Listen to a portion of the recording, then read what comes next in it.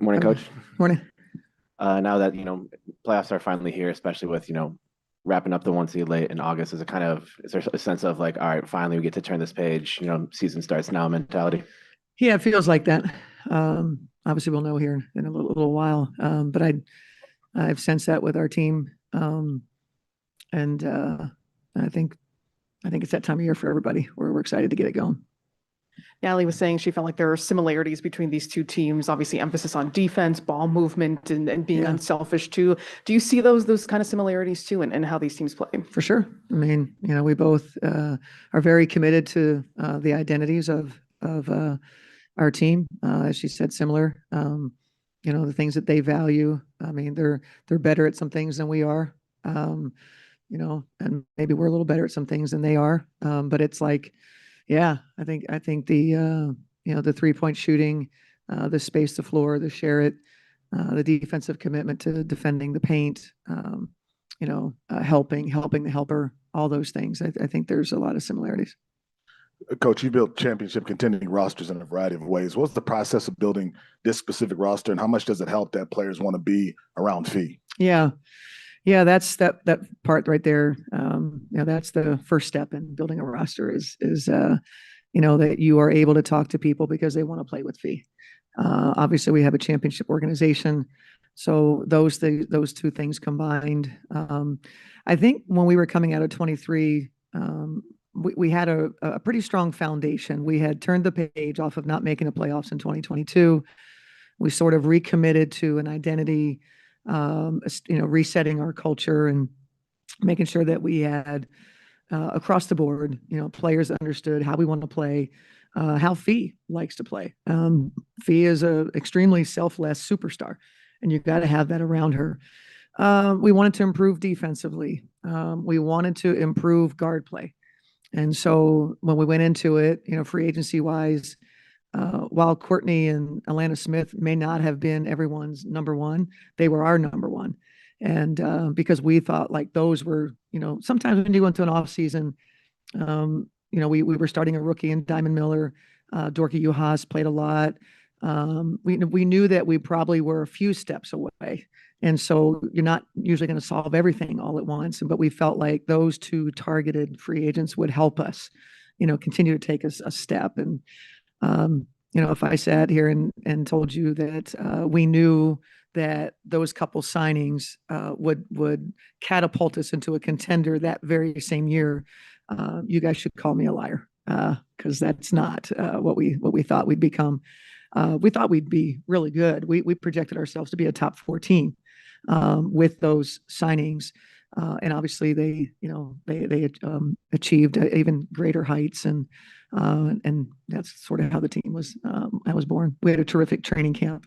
That's always such a great sign. 2024's training camp rivaled 2011's training camp. That's where that team was born. That's where our team was born in 2024 training camp. When Natalie was just in here, she was talking about the idea of kind of overperforming their projections, like from the beginning of the season. And, I know that there wasn't really, I guess, part of the narrative around this team this year, but last year, I remember that kind of being a topic of discussion at this point of kind of where projections were at the beginning of the season to where you guys were entering the postseason. I mean, like, how does that sort of arc of the season impact a team's mentality kind of going into the postseason of that feels like maybe a long time ago, but. Yeah. I mean, I think it starts with, maybe not so much in the Valkyries case because they were an expansion team, but the projections are so wrong all the time, right? And so players know that, they know what they're capable of, and I'm quite sure that Natalie knew what the team was capable of. They probably also knew that it was odds were stacked against them, and they did outperform projections in every way, and they deserve a lot of credit. Moving parts in a roster that was heavily criticized when it was first put together. So they knocked it out of the park.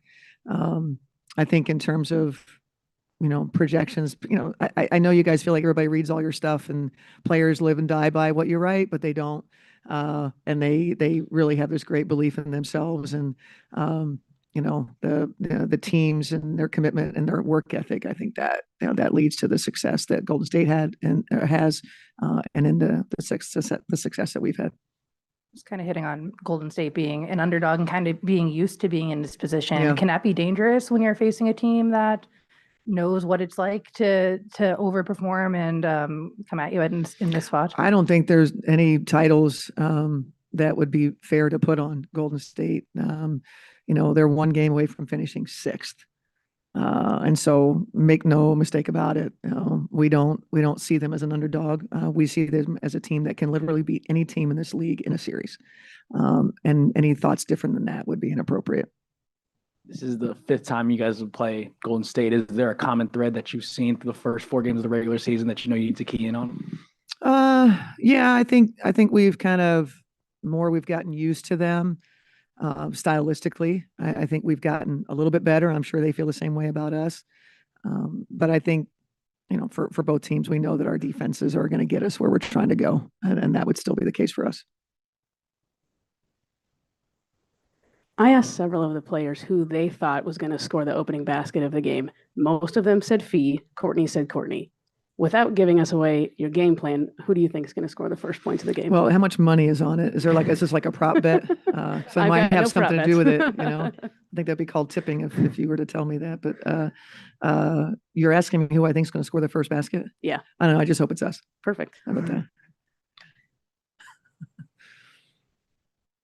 What do you need to see from the Lynx defense today?